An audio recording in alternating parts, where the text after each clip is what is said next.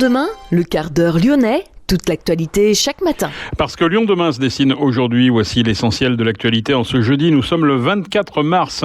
Va-t-on vers une année de sécheresse ? En tout cas, seulement 8 petits millimètres de pluie sont tombés dans le Rhône en ce mois de mars. La rue Paul Chenavard retrouve un peu d'activité alors qu'un immeuble rue Longue menaçait depuis la fin de l'année de s'effondrer. La rue a été partiellement rouverte, en tout cas aux piétons et aux cyclistes. Un artiste va réaliser ce week-end une fresque pour embellir le secteur. La métropole de Lyon a pour objectif de monter jusqu'à 10 000 free vélos, ces vélos verts mis à disposition gratuitement aux étudiants boursiers. L'Université Lyon 3 joue pleinement la carte des mobilités actives. Nous sommes rendus à la manufacture des tabacs.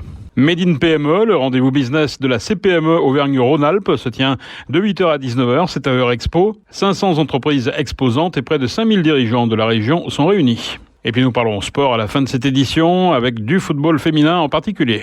Lyon demain, le quart d'heure lyonnais, toute l'actualité chaque matin.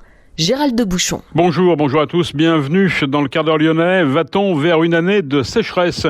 Il faut remonter à 1993 pour trouver un premier trimestre avec une pluviométrie aussi faible. Seulement 8 petits millimètres de pluie sont tombés dans le Rhône ce mois de mars et la fin du mois s'annonce sans pluie. La cote normale pour un mois de mars, c'est 50 mm.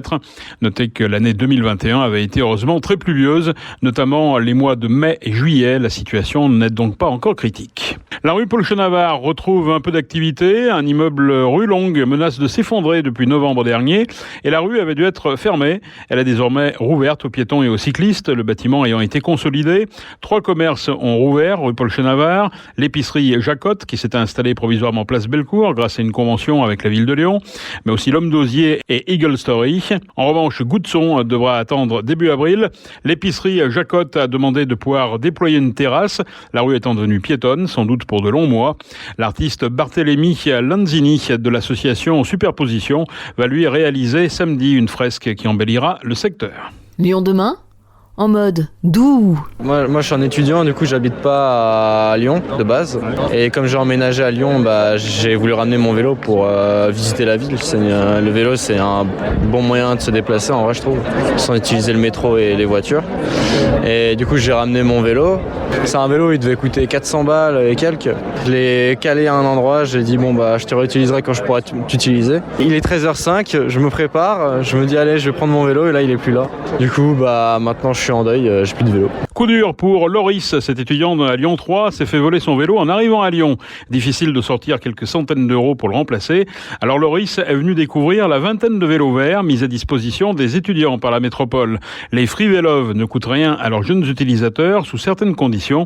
Nous avons rencontré Vincent Barretch qui est le responsable du service pour le compte de Vélogique. Les Free Vélos, donc c'est un projet de la métropole également, comme Vélov. C'est des vélos qui sont destinés à la location gratuite aux jeunes, donc 18-25 ans révolus, étudiants ou étudiantes boursiers-boursières, ou jeunes en parcours d'insertion. Un parcours d'insertion, c'est suivi par Pôle emploi, par une mission locale, ou un jeune qui touche le RSJ par exemple. Donc ces vélos-là sont destinés à la location gratuite jusqu'à 2 ans cumulés de location, avec plusieurs contrats fractionnés en 3, 6, 9, 12 mois. Et donc c'est 100% gratuit parce que contrairement au Vélov où il faut qu'il y a un gel d'une caution lors du début de la location, là ce n'est pas le cas avec le cas Free Vélov. Il y a des pénalités qui sont certes effectuées si le vélo n'est pas rendu tout court ou dans les temps ou en cas de dégradation très grave, mais le but c'est vraiment de mettre le maximum de jeunes sur la voirie, sur les pistes cyclables lyonnaises et de faire en sorte qu'il y ait le plus en plus de jeunes qui soient axés mobilité douce que transport ou alors scooter, voiture.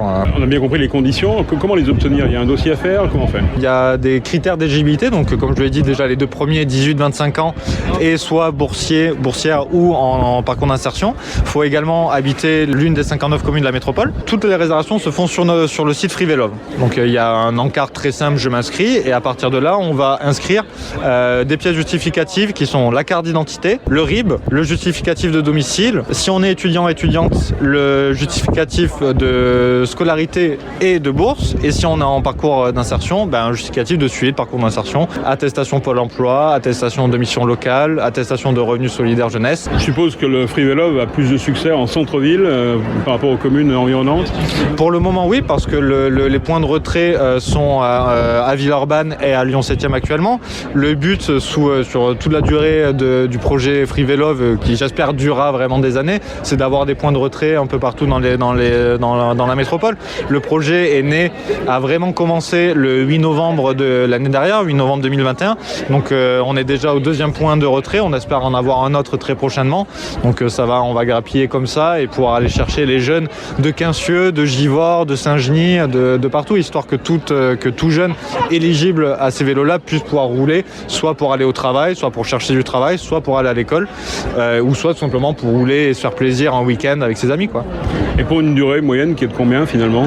La tendance actuelle est à 3 mois. On a pas mal de locations de gens qui ont renouvelé leur contrat.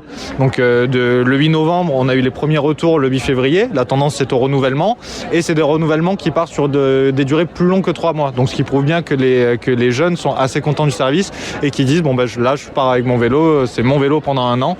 Et on est plutôt content de ça, ouais. C'est une belle façon de mettre le pied à l'étrier. C'est-à-dire que les gens qui ont des free vélos aujourd'hui sont pour la plupart des primo-accédants, on va dire ça comme ça. Ouais, c'est ça. Et le but, c'est que ces jeunes-là finissent par accepter la mobilité douce comme moyen de transport viable et durable sur le transport ultra-urbain ou périurbain.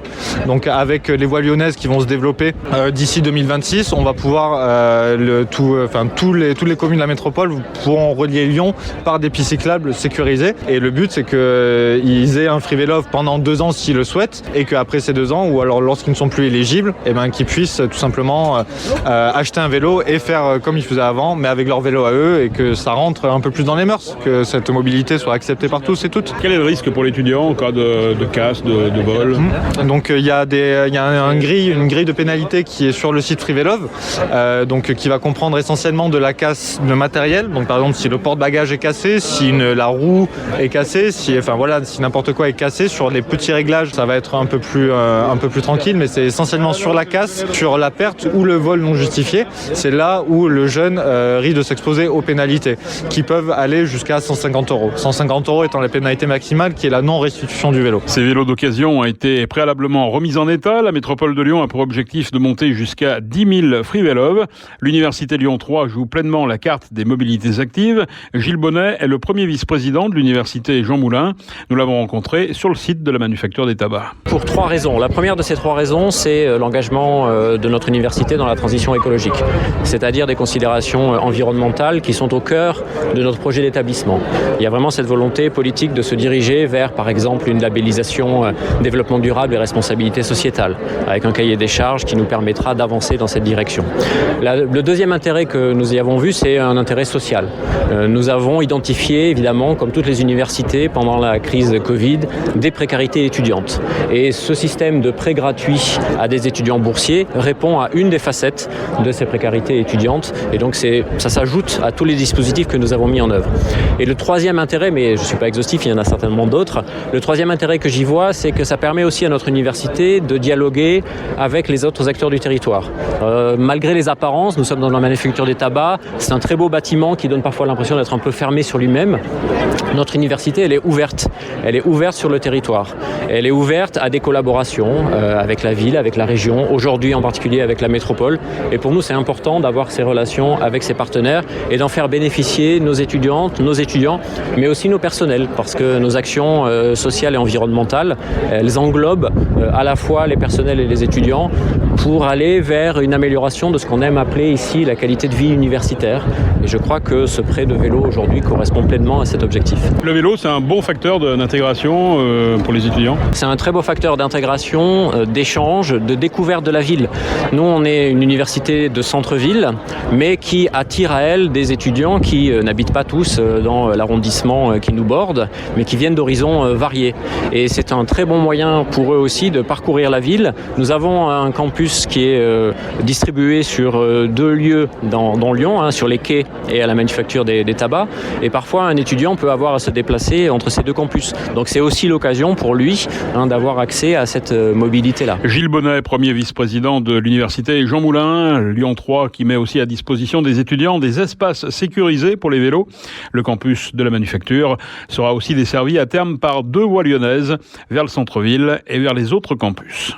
Made in PME, le rendez-vous business de la CPME Auvergne-Rhône-Alpes se tient ce jeudi de 8h à 19h à Eurexpo. 500 entreprises exposantes et près de 5000 dirigeants de la région sont réunis.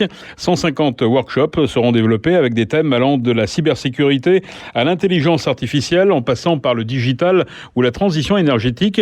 Et en toile de fond, bien sûr, la relance. Made in PME sera aussi l'occasion pour François Turcat, le président de la CPME du Rhône, d'adouber son successeur à la tête du syndicat patronal. Franck Maurice, l'ancien secrétaire général de la CPME du Rhône, sera président officiellement en juillet prochain. Lyon demain, média agitateur d'idées. Pour la deuxième année consécutive, la métropole reconduit pour les vacances d'avril le dispositif Vacances sportives. Un dispositif qui permet aux jeunes de tester gratuitement divers sports, le tout encadré par des éducateurs sportifs diplômés. Ce sera du 19 au 29 avril, donc pendant les vacances, du lundi au vendredi. Les enfants de 3 à 18 ans pourront ainsi s'essayer au baseball au Parc de Paris ou encore au canoë-kayak à Dessines. 15 nouvelles activités comme le BMX, la boxe éducative ou le plongeon. Les inscriptions sont ouvertes jusqu'au 29 avril. Football féminin, les Lyonnaises qui cherchent à reconquérir leur titre européen perdu l'an dernier ont bien mal négocié leur quart de finale aller à Turin. Face à la Juve, les filles de Jean-Michel Aulas ont perdu en effet 2-1. Elles avaient pourtant ouvert le score à la 8e minute. L'expulsion de Carpenter à l'heure de jeu a changé la donne et redonné confiance aux Italiennes qui se sont finalement imposées. Match retour dans une semaine à Dessines.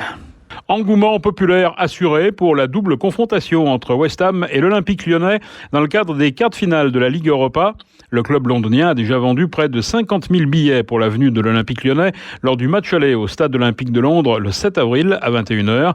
Des billets partis en seulement 4 jours. L'OL recevra les Hammers au retour dans son stade de Dessines le 14 avril, toujours à 21h. C'est la fin de ce quart d'heure lyonnais. Merci de l'avoir suivi. On se retrouve demain, même heure, mêmes antennes. Passez une excellente journée.